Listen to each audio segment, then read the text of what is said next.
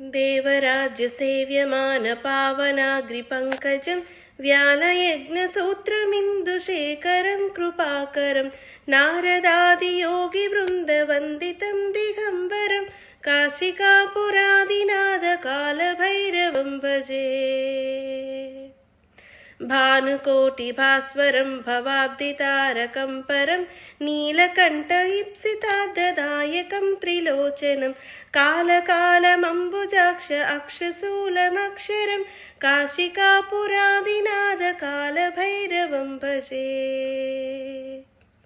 शूलठङ्कपाशदण्डपाणिमादिकारणं श्यामकायमादिदेवमक्षरं निरामयं भीमविक्रमं प्रभुं विचित्रताण्डवप्रियं काशिकापुरादिनाथकालभैरवं भजे।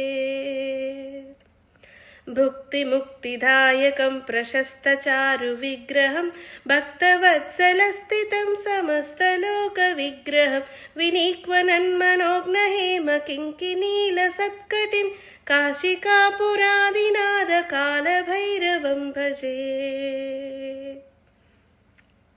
धर्मसेतुपालकं त्वधर्ममार्गनाशकं कर्मपाशमोचकं सुकर्मदायकं विभुं स्वर्णवर्णशेषपाशशोभिताङ्गमण्डलं काशिकापुरादिनाथकालभैरवं भजे।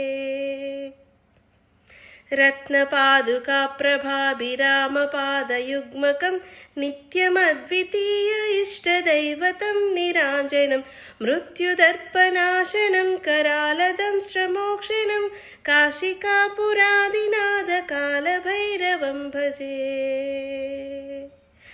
अट्टहासभिन्नपद्मजाण्डकोशसन्तति दृष्टिपातनष्टपाप जालमुग्रनाशनम् अष्टसिद्धिदायकं कपालमालिकन्दरं काशिकापुरादिनाथकालभैरवं भजे। भूतसङ्गनायकं विशालकीर्तिदायकं काशीवासलोकपुण्यपापशोधकं विभुं नीतिमार्गकोविदं पुरातनं जगत्पितं काशिकापुरादिनाथकालभैरवं भजे।